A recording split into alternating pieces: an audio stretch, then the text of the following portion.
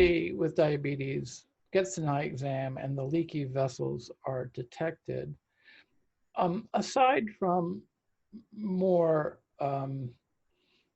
rigorous A1C control, is there some treatment that can target the vessels themselves? Yes, there is. In fact, I asked the right question. you did. Yes, right. No, it's I walked right into that one. you couldn't have set it up better. Yeah. So, I mentioned that the vessels get leaky, and then these growth factors are formed that lead to the production of these new blood vessels that break easily. Well, that growth factor is a vascular endothelial growth factor, VEGF, and there are anti-VEGF medications that block that growth factor. And so it's really getting to the pathophysiology of the disease, preventing the development of those new blood vessels, which are, part and parcel of the disease. So yes, there's that therapy, and then the other therapy is in a sense, the tried and true. When all else fails, one burns little spots in the retina with a laser to essentially cauterize those leaky vessels.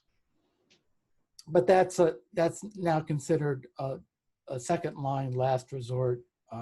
Yeah, ideally we catch things early enough to be able to use anti-VEGF therapy. Exactly right.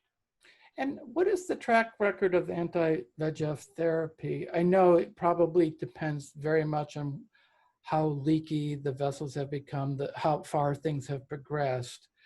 But is there a statistic that you trot out that if, X percent of people with retinopathy treated at a certain point in the disease, the progression of the retinopathy slows down or even stops with anti-VEGF therapy? Oh, yeah, I would say that it dramatically improves the risk of advancing retinopathy. And in fact, depending on, there are sort of more complex ways of rating different degrees of retinopathy, and various classes of retinopathy in diabetic eye disease. But in many cases of those different types, treatment with anti-VEGF therapy is equivalent to laser therapy.